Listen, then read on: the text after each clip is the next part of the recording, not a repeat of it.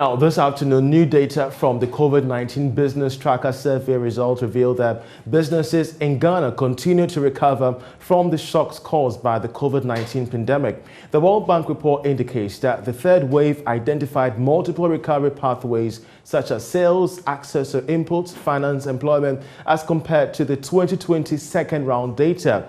Here are some details that we're going to be sharing with you on your screens there. It helps us appreciate the fact that considerable decline in the rate of reduction in hours worked. Also, we saw wage reductions and leave without pay. The World Bank is also noting that government stimulus package increased SME sales by 22%. Also, 7 out of 10 businesses use mobile money transactions. It also further helps us understand the fact that, situations related to, various, injections from the World Bank remains key for the development of Ghana's economy. Let's take a listen to a senior economic researcher at the World Bank, helping us and appreciate contributions the bank is making to deepen Ghana's economic growth amid the pandemic. At the same time, it's worth noting that we are not still back to the pre-COVID situation either. And that has both negative sides and positive sides. On the negative side, I think it's worth flagging that not all firms are recovering in the same way. There remains a group of firms that is still reporting much lower sales compared to before the pandemic. And second, many firms still report shortages in supplies, especially those that participate in global value chains, which is worrisome.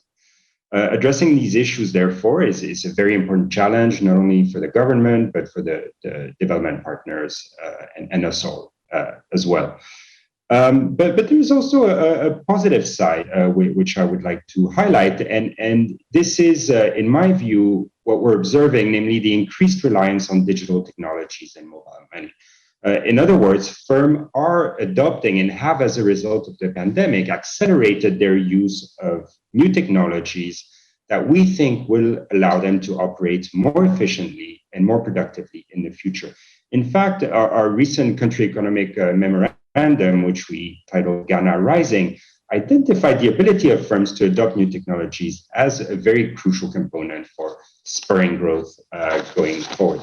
I'd like to now say a few words on what the World Bank is doing in partnership with the government of Ghana to mitigate the negative impacts of the COVID-19 pandemic and leverage also some of the positive transformations that the crisis may have catalyzed. The bank has approved a $250 million loan to boost access to finance for enterprises through the Ghana Development Finance Project, and some $315 million in funding for projects supporting digitalization, jobs, and skills. This is on top of already existing efforts by the World Bank to provide emergency preparedness and response funding and IFC investments in them. Broadly, the World Bank believes the private sector development is key to sustaining economic growth and creating jobs for Ghana's youth.